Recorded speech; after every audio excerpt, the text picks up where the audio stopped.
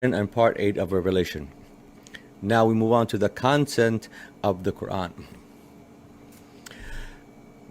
In the book, the term Quran appears both in its definite as well as its indefinite form.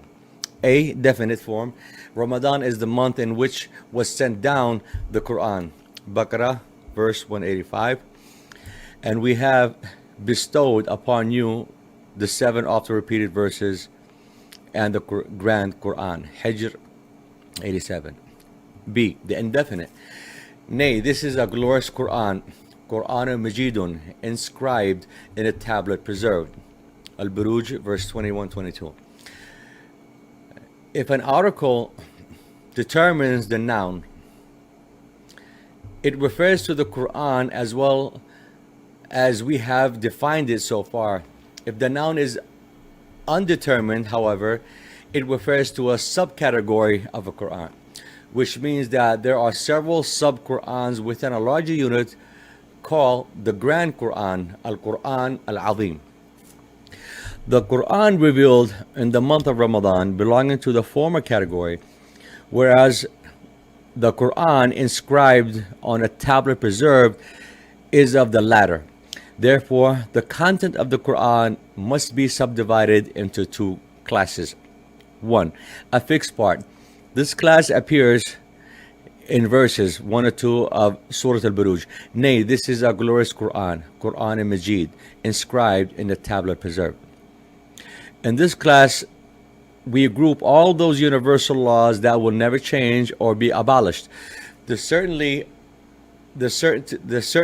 of death, the coming of the last hour, the resurrection of the dead, the existence of hell and paradise.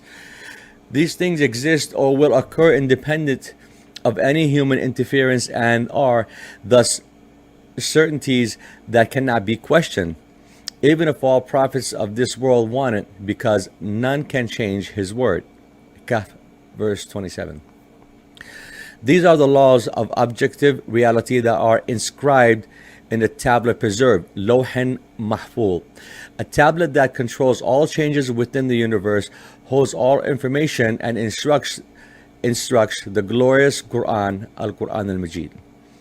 It holds the highest authority and represents the ultimate complexity of knowledge that can ever be grasped by a gradual epistemological progress in al-tashabuh through philosophy, the mother of all sciences.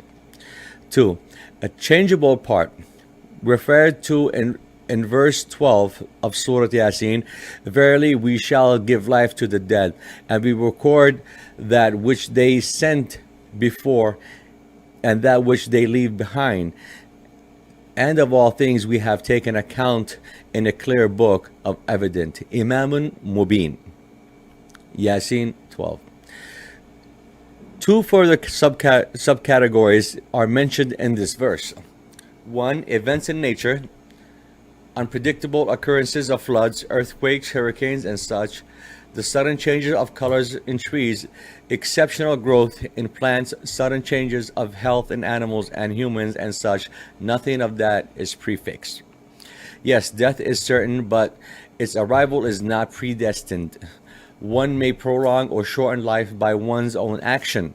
The genetic term for the changeable part of nature is sign of God, ayatullah. We see, and among his signs, min ayatihi, is the creation of the heavens and the earth, and the variations in your languages and your colors. Rum, verse 22. And such are the signs of God. Jathiyah, verse 6.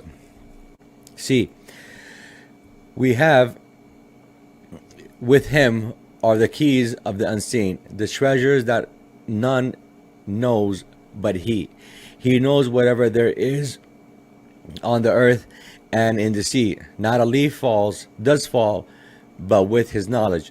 There is not a grain in the darkness or depths of the earth, nor anything fresh or dry, green or withered, but is inscribed in a record clear, kitabun mubin, to those who can read.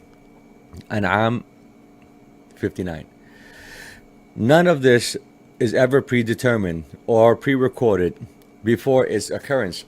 One might try to influence the course of events, for example, by prayer and invocations of God, and he then might or might not send rain by changing the directions of the wind in time of drought, or in cases of childless couples, increase their fertility by granting them better living conditions and the like.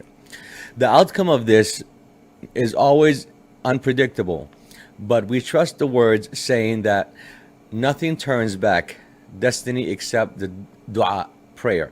Moreover, more research in biology, chemistry, medicine, and so on can be undertaken because it will equip us with better ways to change the weather or maintain good health.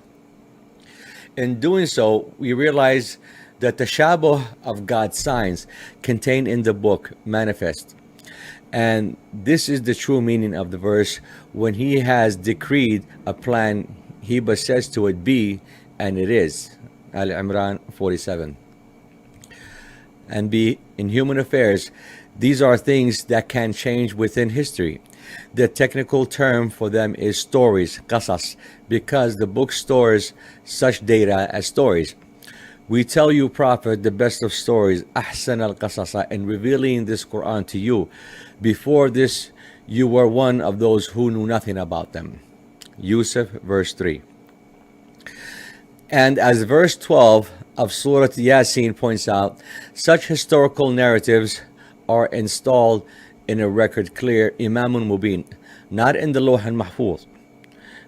Their recording takes place only after the historical occurrences.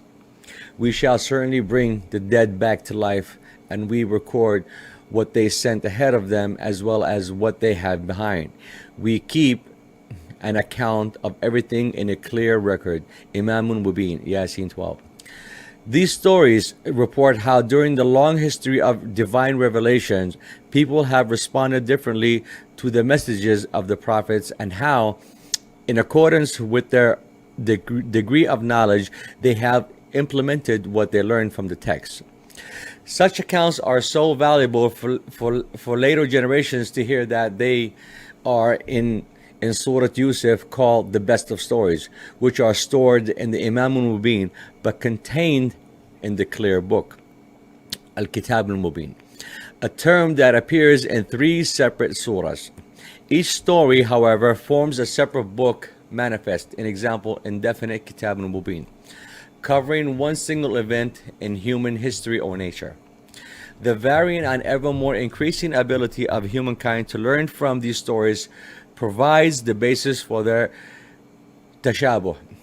The further advance our knowledge, the better equipped you are to interpret the stories, lessons for our own time period. Al-Ta'wil. In conclusion, the Quran is either general or particular. In its general form, it is stored as Quran Majid and the tablet preserved, referring to the Quran, referring to the words of God that are unchangeable and everlasting. It enjoys absolute, unquestionable authority, and nobody and nothing can escape its rule. Its authority is eternally valid as it is eternally stored in the Lawh al-Mahfuz, and hence is not subject to occasions of revelation, asbab al-nuzul. In its particular form, however, the Quran responds to change and alterations in nature and records human history reflecting its particular fluctuations and unpredictable movements.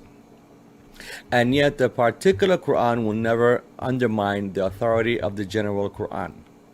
Instead, it works within the limits of the law and conditions set by the Quran Majid. As it is said in the verse, when he has ordained something, he only says be, and it is. An-An'am verse 47. This connectivity between the general law of the universe and the particular manifestation in nature and human history defines the core of Al-Quran, the one which connects, qarana. Literally, the word Ta'wil, derived from the root awala, alif waw lam, means to return, implying a return to the original meaning of a word in order to establish its real meaning and its unadulterated semantic connotation.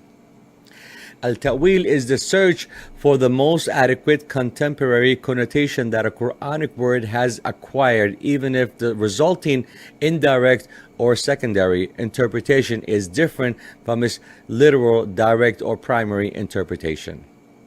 The point is that language, like everything else in society and history, changes, and that words develop new connotations which reflect adequately the current state of affairs in science and society.